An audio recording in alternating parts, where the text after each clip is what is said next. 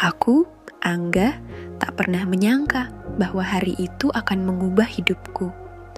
Semua bermula dari rasa pegal yang tak tertahankan setelah seminggu penuh bekerja. Temanku menyarankan satu nama, Buk Lasmi, tukang pijat yang katanya punya tangan ajaib. Saat pertama kali bertemu dengannya, aku sempat tertegun. Kupikir seorang Buk pasti sudah berumur, tapi yang berdiri di hadapanku adalah wanita muda dengan senyum ramah dan tatapan teduh. "Mas Angga ya, silakan duduk dulu biar saya siapkan minyak pijatnya," katanya ringan. Aku duduk sambil mengamati gerak-geriknya. Luwes, cekatan, dan penuh percaya diri. "Buk Lasmi, kok masih muda sudah dipanggil Buk?" Tanyaku menggoda. Ia terkekeh, matanya berbinar. Wah, Mas Angga ini langsung kepo ya. Yah, biar lebih akrab aja. Kalau dipanggil Mbak, nanti dikira belum pengalaman. Obrolan ringan itu terus berlanjut, diiringi pijatan yang perlahan mengusir pegal di tubuhku. Kadang aku meringis saat jari-jarinya menekan titik yang sakit, dan ia hanya tertawa kecil. "Sakit ya Mas?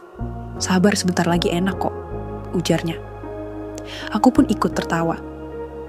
"Kalau sama Buk Lasmi sih, mau sakit juga gak apa-apa," ia mendelik pura-pura kesal. "Jangan gombal Mas, nanti saya tambah kencengin loh." Aku tertawa lebih keras. Ada sesuatu dalam caranya berbicara yang membuat suasana terasa hangat. Aku menikmati setiap detik, bukan hanya karena pijatannya yang luar biasa, tapi juga karena kehadirannya yang menyenangkan. Setelah sesi pijat selesai, aku merasa jauh lebih ringan. Tapi anehnya, ada sesuatu yang justru terasa lebih berat di hatiku. Perasaan yang belum pernah kurasakan sebelumnya. "Makasih ya, Buk Lasmi. Besok-besok boleh mijat lagi nggak?" Tanyaku, setengah bercanda, tapi penuh harap. Ia tersenyum, menatapku dengan tatapan yang entah kenapa terasa lebih lembut. "Tentu boleh Mas Angga, tapi jangan cuma mijat yang dicari, ngobrol santai juga boleh loh." Aku tersenyum lebar. Mungkin aku datang untuk pijat, tapi sepertinya aku justru menemukan sesuatu yang lebih dari sekadar rasa nyaman di tubuh. Aku menemukan seseorang yang membuat hatiku nyaman juga. Sejak hari itu, aku jadi sering datang ke tempat Buk Lasmi. Bukan hanya karena pijatannya yang luar biasa, tapi juga karena aku menikmati obrolan dengannya. Kadang aku pura-pura pegal, padahal sebenarnya hanya rindu ingin bertemu. "Mas Angga ini sering banget pegal, kerja apa sih sebenarnya?" tanya Buk Lasmi suatu hari sambil mulai memijat bahuku. Aku tertawa kecil. "Kerjaannya sih biasa, tapi hatinya yang sering capek." Ia menepuk punggungku pelan. "Wah, modus nih. Mas Angga kesini benar-benar butuh pijat atau ada niat lain?" godanya. Aku berpikir sejenak, lalu dengan santai menjawab, "Dua-duanya boleh nggak?" Buk Lasmi tertawa lepas, dan aku merasa suara tawanya adalah salah satu hal paling menyenangkan yang pernah ku dengar. Obrolan kami selalu ringan, penuh candaan, tapi semakin hari aku sadar ada sesuatu yang tumbuh di hatiku. Sampai suatu sore, aku datang lagi ke tempatnya. Kali ini bukan hanya karena pegal, tapi karena aku ingin menghabiskan waktu lebih lama dengannya. Setelah selesai dipijat, aku sengaja tak langsung beranjak. "Buk Lasmi, kalau aku ngajak kamu jalan-jalan, boleh nggak?" tanyaku tiba-tiba. Ia mengerutkan kening, tapi senyum masih bermain di bibirnya. "Loh, pasien ngajak tukang pijat jalan-jalan? Ini baru pertama kali nih." Aku tersenyum. "Iya, kan pasiennya spesial." Ia tertawa lagi, tapi kali ini ada rona merah samar di pipinya. Boleh sih, tapi jangan panggil aku Buk lagi dong. Berasa tua banget." Aku menatapnya dan tersenyum lebih lebar. "Baiklah, mulai sekarang aku panggil Lasmi aja, biar lebih akrab."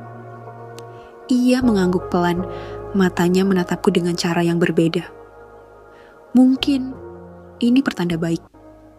Mungkin Aku memang tak hanya jatuh hati pada pijatannya, tapi juga pada wanita di balik tangan ajaib itu.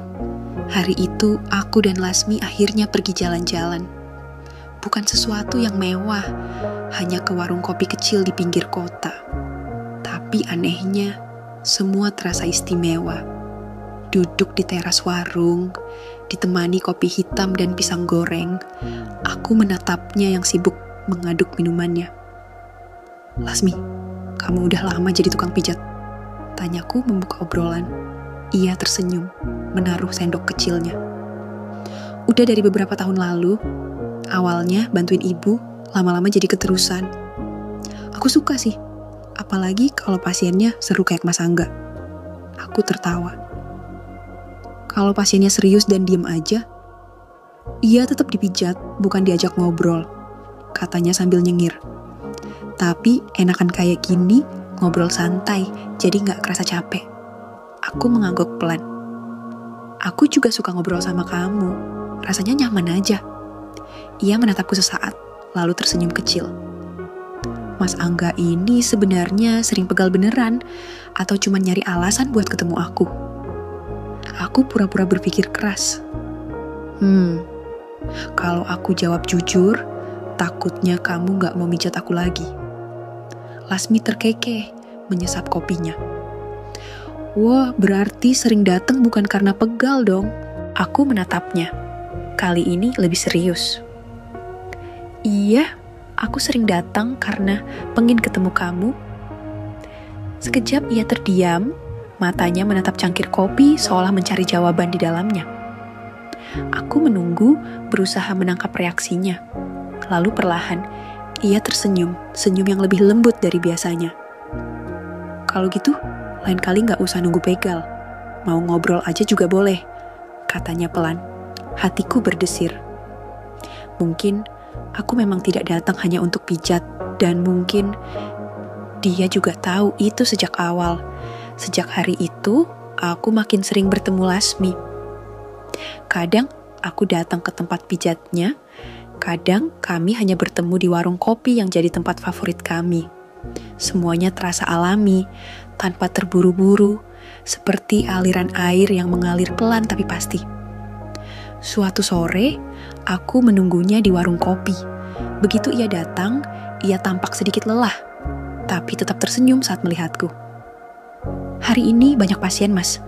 Tanganku pegal sendiri," katanya sambil duduk di depanku. Aku tertawa kecil. "Masa tukang pijat pegal? Harusnya kamu yang dipijat dong." Lasmi menghela napas panjang. "Iya sih, tapi siapa yang mijat?" Aku mengangkat alis.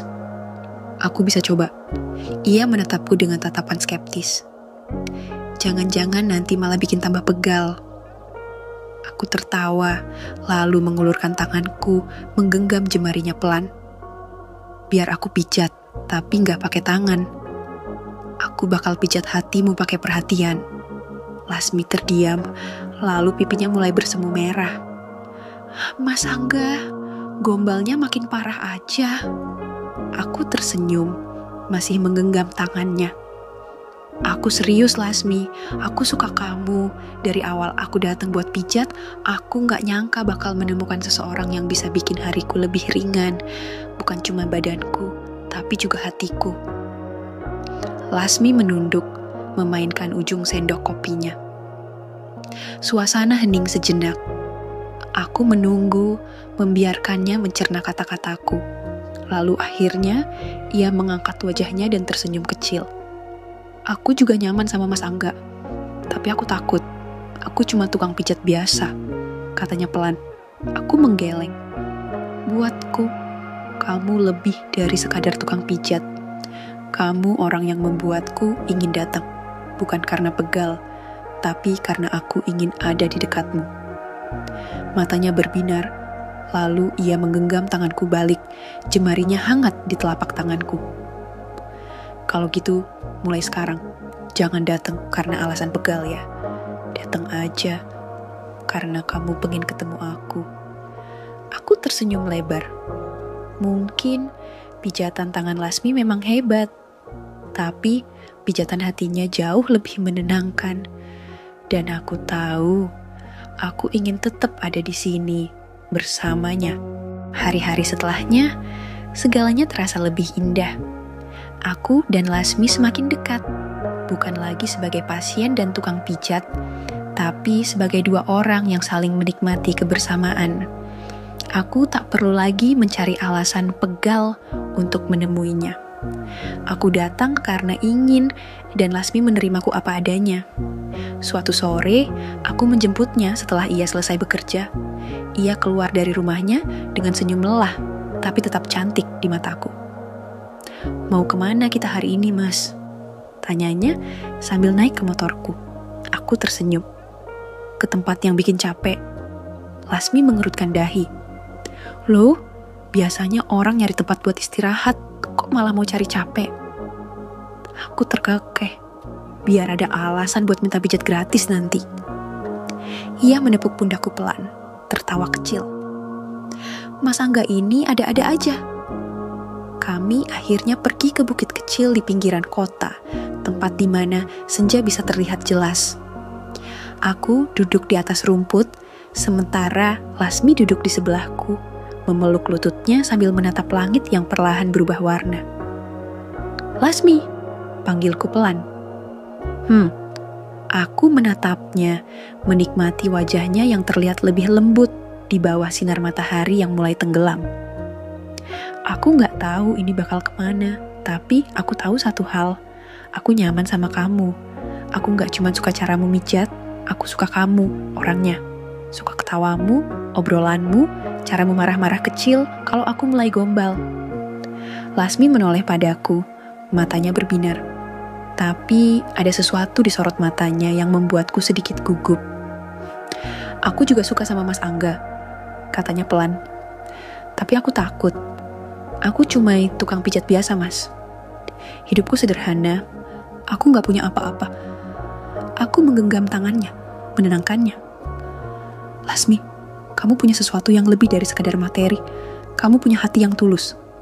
Itu cukup buatku." Ia terdiam, lalu tersenyum kecil. "Mas Angga yakin?" Aku mengangguk. "Yakin banget." Angin sore berhembus lembut. Tanpa sadar, Lasmi menyandarkan kepalanya di bahuku. Aku tersenyum, membiarkannya di sana. Senja itu, di bukit kecil itu, aku tahu satu hal. Aku tak lagi jatuh hati pada seorang tukang pijat. Aku jatuh hati pada seorang Lasmi, dengan segala kesederhanaan dan ketulusannya. Dan aku berharap ini bukan sekadar cerita singkat, tapi awal dari sesuatu yang lebih indah.